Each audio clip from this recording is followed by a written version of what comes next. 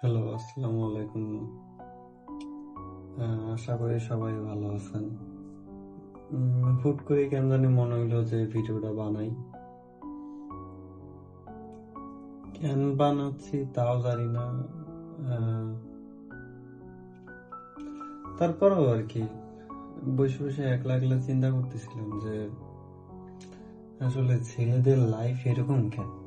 এই যে যেমন সাকসেসের পিছে দৌড়াইতে দৌড়াইতে কত দূর চলে আসলাম। এখন মানে পিছনের দিকে যদি তাকাই তাহলে মনে হয় যে কত দূর না চলে আসছে, আরো কত দূরই বা না যাওয়া লাগবে, সে একমাত্র আল্লাহ মাহবুবই জানে। কিন্তু তারপরও এই যে সব কিছু ছাইড়ে ছুঁড়ে এই যে সামনের দিকে আগানো, এটাই মনে হয় পুরুষ মানুষের জীবন।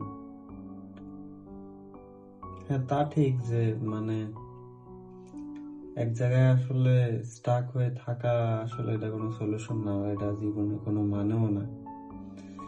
জীবন মানে হয়তো নতুন নতুন জিনিস এক্সপ্লোর করা, নতুন নতুন এক্সপিরিয়েন্স গ্যাদার করা। কিন্তু তারপরেও মাঝে সাঝে খুব খারাপ লাগে যে কত কিছু ফেলায় থুয়ে চলে যাচ্ছে সামনের দিকে, আবার কত কিছু এবার সামনে পাবো। এই যে ফ্যামিলি, বন্ধু বান্ধব, আত্মীয় স্বজন, কত কিছু, সবকিছু ছাড়ে ছুড়ে আজকে এই যে একলা একলা খাই, একলা ঘুমাই, একলা থাকি। দিন শেষে আসলে সবাই একা, যে যার মতন থাকে, যে যার জীবন নিয়ে ব্যস্ত। কেউই আসলে মানে কি বলে ওইটাকে, কেউই আসলে আহ বলা যায় যে কেউই আসলে স্যাটিসফাইড না, হয়তো আমার কাছে মনে হয়।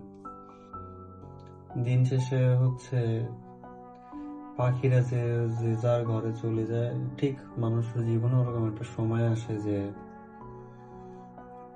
যে যার দরজা দিয়ে দেবে, বা যে যার আখের গুছায় যে যার মতন চলে যাবে। তো ইন দ্য মেন টাইম যদি আমি আমার নিজের কিছু যদি গুছাইতে না পারি,